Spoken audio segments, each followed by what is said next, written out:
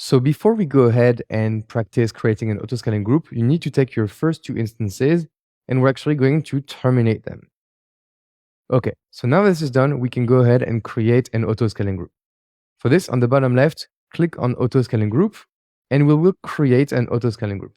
So I'm going to call this one demo ASG and we need to create a launch template. So currently we have none, so let's create a launch template. And I will call this one demo launch template. And this template is being used to tell to the ASG how to create EC2 instances within it. So this will look very, very similar to what we have when we create EC2 instances. As you can see here, I can choose, for example, a quick start Amazon Linux for getting Amazon Linux 2 as the base of my EC2 instance. Then we have an instance type that we can include, for example, T2 micro. For key pair, we will not include it in the launch templates, or we can just say that, no, we don't need one. So this is good enough. For subnets, so we'll not include this in the launch template. For security group, we can select a security group that's already existing. For example, my launch wizard 1. Under advanced network configuration, we don't need to do anything. For EBS volumes for storage, we don't need to do anything. And then for advanced details, we want these instances to start with some user data. And so we scroll all the way down and here we copy and paste the user data. Okay, so let's create this launch template. As you can see, thanks to this launch template, we launch EC2 instances just like before. So let's refresh this and then click on the demo launch template of version 1. So here it describes what is going to happen, the type of instance we're going to have, the security groups, and so on. So let's click on next. Next, we need to choose where to launch these instances. So we have our VPC, and then we can select multiple availability zones and subnets. So we select 3 of them. And for instance type requirements, we can use the one from the launch template, or if you wanted to, override them, but we don't need to, actually. So let's click on next. Next, we have load balancers. So we want to attach to an existing load balancer. And this is going to be an application balancer. And to do this, we're going to tell the ASG, the autoscaling group, that every instance created should be registered within my demo target group for my ALB. So therefore, all these instances will be under the target group, and then the load balancer will be able to direct traffic to them. So the health check can be EC2 and also ELB. So we're good. And then we can click on next. Now here comes the scaling of the autoscaling group. So the desired capacity is how many instances you want at any time. For example, we want 2 EC2 instances to have some sort of load balancing. The minimum capacity is 1, meaning we want at least 1 instance. And the maximum is 4, that means we want at most 4 instances.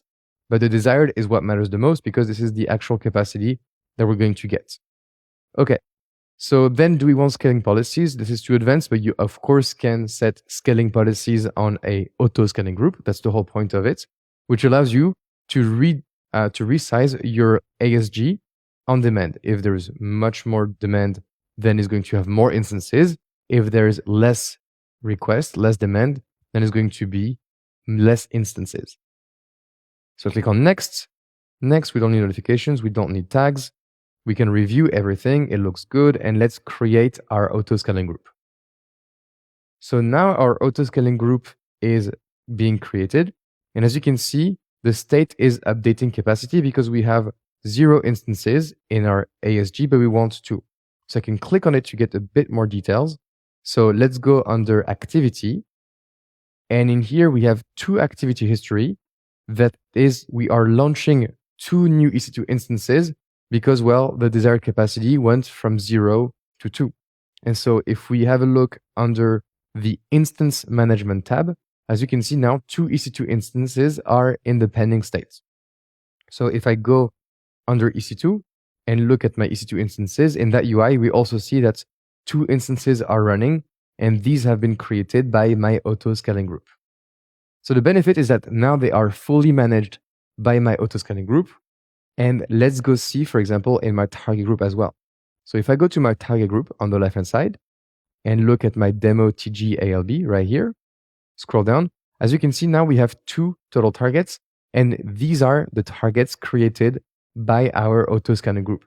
So again, thanks to the integration that we've defined between the auto-scaling group and the load balancer, we are able to have automatically these new EC2 instances registered as targets in our target group. So currently they're unhealthy. This is because the instance hasn't started all the way yet. So let's wait a little bit until they become healthy. So to speed up the check from unhealthy to healthy, you can go under health checks of your target group. And here we can edit these settings. And under advanced settings, we can say that the healthy threshold is going to be 2 and the interval is going to be 5 seconds. This is going to make the thing much quicker.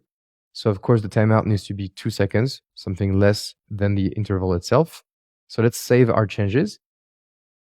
And now the health check settings have changed. And so if I go back into my targets and refresh, now both my instances are healthy.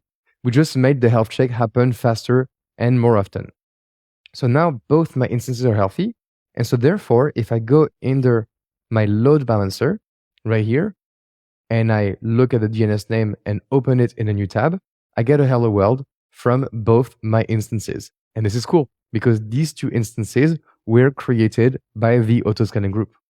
So because now we have an auto-scaling group, we can actually do some cool stuff. So if we take one of these instances, for example, and we can, for example, terminate it. So I'm going to click on it. And I'm under the instance itself. I will do instance state and then terminate instance. Now it's been successfully terminated. So what's going to happen is that because this instance is being shutting down and terminated, well, my auto-scaling group is going to detect that, guess what? One of these instances is not in service anymore. It's being terminated.